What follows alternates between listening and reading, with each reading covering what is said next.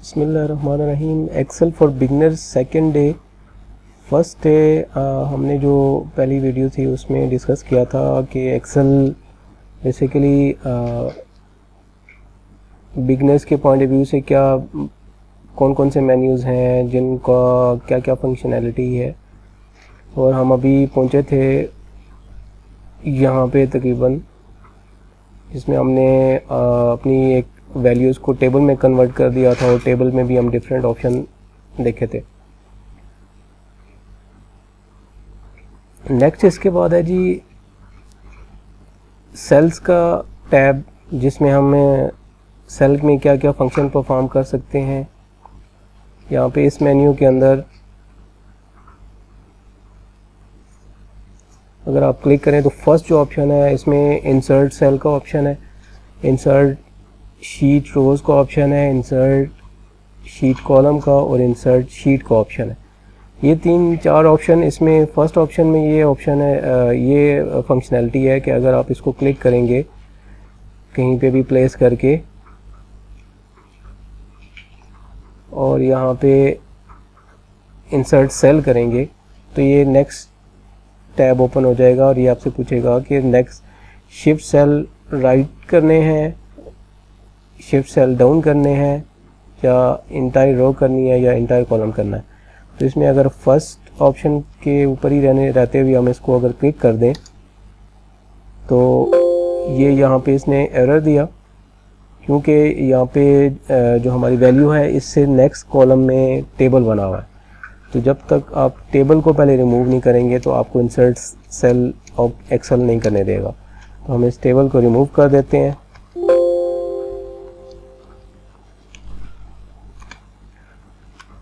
और यहाँ पे रख के हमने इंसर्ट सेल किया और आप इसको राइट करें तो ये एक सेल न्यू ऐड हो गया है और आपकी जो एग्जिस्टिंग वैल्यू थी वो उसने नेक्स्ट एल कॉलम में मूव कर दी।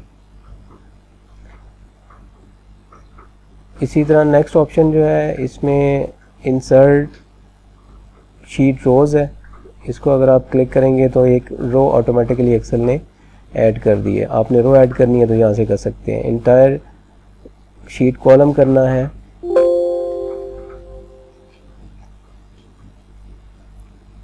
तो इसमें एक सिस्टम ने एरर दिया है।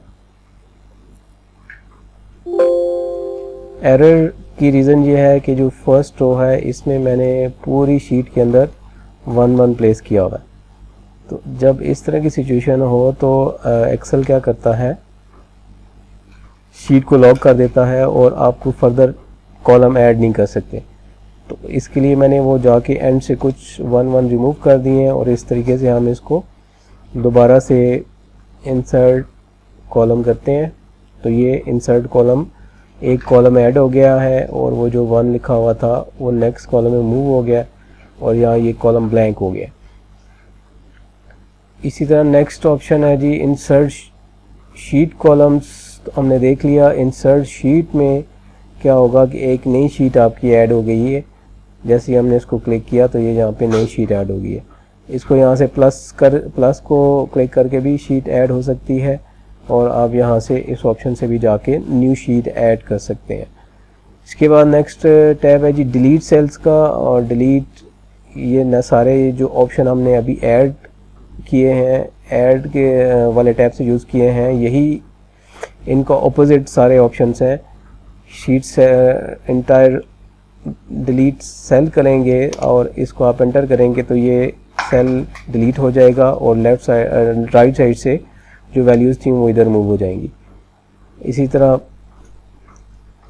जैसे आप डिलीट करते हैं तो ये 2 ऑप्शन देता है, शिफ्ट सेल फ्रॉम लेफ़्ट और शिफ्ट सेल फ्रॉम अप। अगर आप इसको अप करेंगे,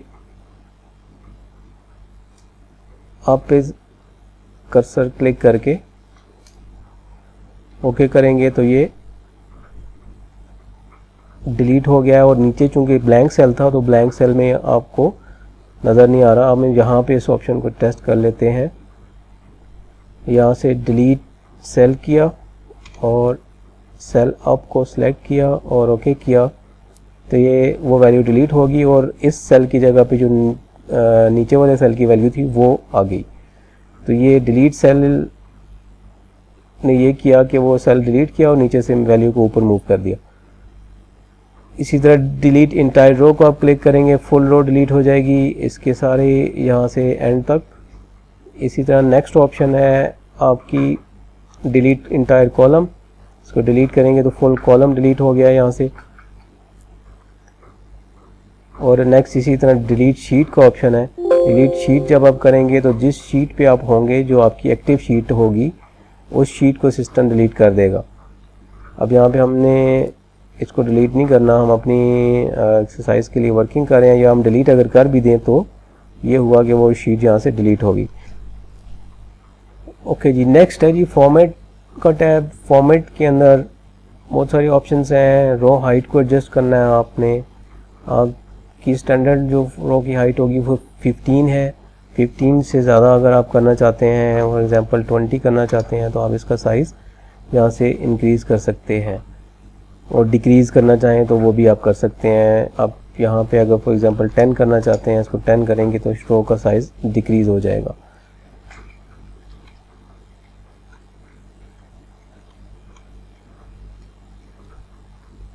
इसी तरह ऑटो फिट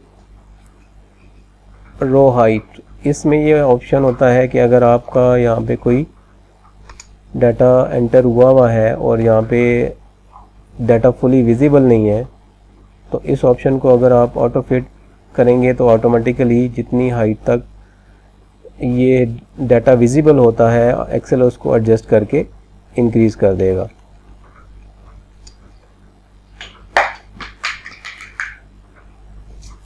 इसी तरीके से कॉलम विड्थ है। कॉलम विड्थ आपने इंक्रीज़ करनी है तो ये स्टैंडर्ड विड्थ आ रही है, स्टैंडर्ड विड्थ नहीं है, ये हमने थोड़ा सा इसको इंक्रीज़ किया था विड्थ को।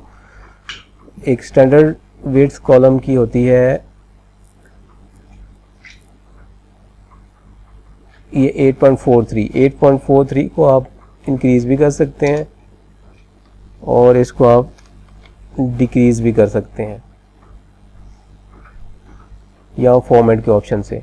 और ये ऑटो फिट वाले ऑप्शन से जितने आपका टेक्स्ट की रिक्वायर्ड विड्थ होगी उस हिसाब से ये कॉलम एक्सपेंड हो जाएगा।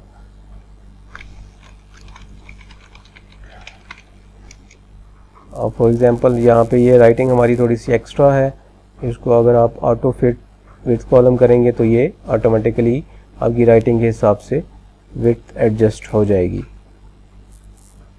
और ये आपकी डिफ़ॉल्ट विड्थ 8.43 का ऑप्शन भी है, यहाँ से आप डायरेक्ट इसको 8.43 भी कर सकते हैं। इसके बाद है ये हाइड अनहाइड का ऑप्शन। विजिबिलिटी से रिलेटेड आप अपनी रो को हाइड करना चाहते हैं, कॉलम को हाइड करना चाहते हैं या शीट को हाइड करना चाहते हैं। रो को हाइड करेंगे आप कि तो ये आपकी रो हाइड हो गई है। इसी तरह अगर आप कॉलम को हाइड करना चाहते हैं तो यहाँ कॉलम हाइड हो जाएगा। और इसी तरह अगर आप शीट को हाइड करना चाहते हैं तो यहाँ से ये शीट हाइड हो गई है। अब नेक्स्ट ऑप्शन में इन्हीं को ऑपोजिट्स हैं कि अनहाइड रो करना चाहते हैं और सबसे पहले हम उस शीट को अनहाइड करते हैं। शीट अनहाइड, अनहाइड शीट को ऑप्शन को क्लिक किया तो जो हिडन शीट्स हैं वो यहाँ पे आ जाएंगी। अब हिडन शीट हमारी एक ही थी तो हम इसको ओके करेंगे तो ये अनहाइड हो गई है। इसके बाद हम अनहाइड रो करने के लिए ये होगा कि आपकी रो की रेंज जो है वो सिलेक्टेड होनी चाहिए। जिस रेंज के दरमियान रो हिडन है वो उससे पहले वाली रो और उससे एंड वाली रो भी सिलेक्ट होनी चाहिए, तो आपकी जो रो होगी ऑटोमेटिकली अनहाइड हो जाएगी। अब यहाँ से अगर देखें तो ये हमारा 4 और 6 आ रहा है, बीच में हमें पता चल रहा है कि यहाँ 5th रो नंबर 5 जो है वो हिडन है। तो हम 4 और 6 को दोनों को शिफ्ट प्रेस करते हुए सिलेक्ट कर लेंगे और अनहाइड वाले ऑप्शन में जाके अनहाइड रोज़ करेंगे तो ये आपकी यहाँ पे 5 नंबर रो अनहाइड हो गई है। अब इसी तरह कॉलम वाली ऑप्शन में भी यही ऑप्शन है कि आपने दोनों उससे कॉलम, हिडन कॉलम से पहले वाला कॉलम और उसके एंड वाला कॉलम सेलेक्ट करें और अनहाइड कॉलम्स करें तो ये आपका कॉलम भी अनहाइड हो गया। तो ये विजिबिलिटी से रिलेटेड ऑप्शन हैं। इसके बाद नेक्स्ट है जी रीनेम शीट। रीनेम को अगर आप क्लिक करें तो ये यहाँ पे आपकी शीट जो करंट शीट एक्टिव शीट थी उसका नेम चेंज करने का ऑप्शन आ गया है। अब इसका नेम आप जो मर्ज़ी रख लें, वो अपने हिसाब से जो नेम आपने देना हो वो आप रख सकते हैं। अच्छा जी, इसके बाद है जी मूव और कॉपी शीट। इसको आप जब क्लिक करेंगे तो ये फुल एक टैब ओपन होगा। इसमें फर्स्ट जो विंडो आ रही है, इसमें बुक 1 जो नेम है ये इस वर्क बुक का नेम है कि इस वर्क बुक में फिर नीचे शीट्स आ रही हैं कि इसके अंदर कितनी शीट्स हैं। शीट 7, 6, 8 ये इनके सब के नंबर आ रहे हैं। अगर आप किसी एक शीट को कॉपी करना चाहते हैं तो आप इसको सिलेक्ट करें और क्रिएट कॉपी करें और ओके करें तो ये वर्किंग और इसके साथ ब्रैकेट में 2 लिखा हुआ आ गया है। तो ये यानी इसकी सेकंड कॉपी बन गई है, जहाँ से आप शीट को डुप्लीकेट कर सकते हैं, शीट को कॉपी कर सकते हैं। इसके अलावा इस शीट को मूव भी कर सकते हैं आप। मूव करने के लिए यानी आप इसको सेम शीट जो है किसी न्यू वर्कबुक में या किसी ओल्ड वर्कबुक में कॉपी करना चाहते हैं और तो इसके लिए आप ये ऑप्शन सेलेक्ट करेंगे न्यू वर्कबुक और क्रिएट कॉपी करेंगे और ओके करेंगे तो ये यहाँ पे हमारे पास नई वर्कबुक 2 में नई शीट क्रिएट हो गई और सेम उसकी डुप्लीकेट बन के आ गई हमारे पास।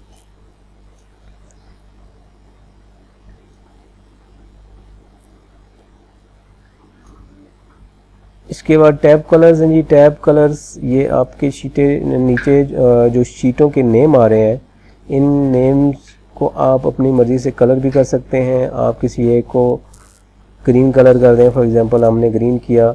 आप जैसे ही दूसरी शीट पे जाएंगे तो आप इसको का कलर देख सकते हैं, ये ग्रीन हो चुका है और बाकी जो है वो बगैर कलर के हैं।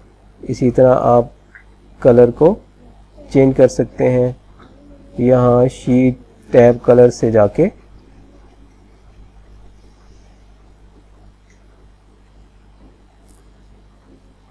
अब इसको ब्लू कर दें तो ये आपकी शीट ब्लू हो गई है।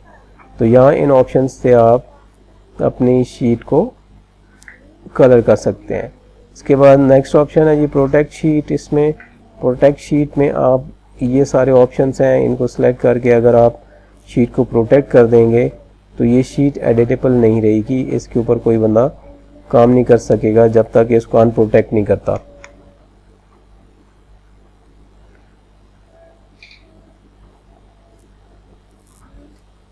इसको हमने बगैर पासवर्ड के प्रोटेक्ट कर दिया है तो ये जब आप इसके ऊपर कुछ भी लिखना चाहेंगे तो आप कुछ भी इसमें लिख नहीं सकते।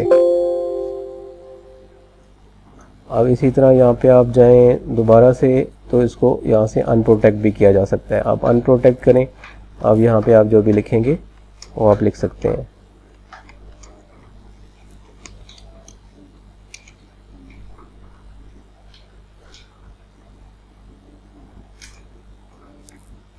नेक्स्ट है जी फॉर्मेट सेल का। लॉक सेल और ये प्रोटेक्ट शीट जो है ये दोनों अल्टरनेट एक दूसरे के साथ कनेक्टेड काम करती हैं।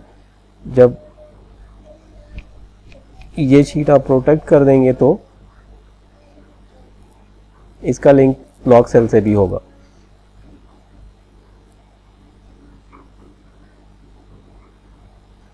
नेक्स्ट है फॉर्मेट सेल। फॉर्मेट सेल को जब आप क्लिक करेंगे तो ये आपके पास एक फुल न्यू विंडो ओपन हो जाएगी। अब इस विंडो के अंदर बहुत सारे ऑप्शंस हैं।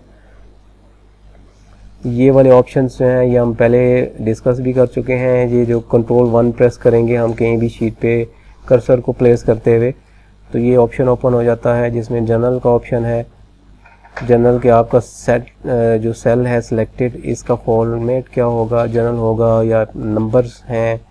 करेंसी है अगर तो करेंसी में सिंबल भी आप सिलेक्ट कर सकते हैं। डॉलर साइन है, डॉलर को आप चेंज करके रुपीज़ में भी कर सकते हैं। इसमें आप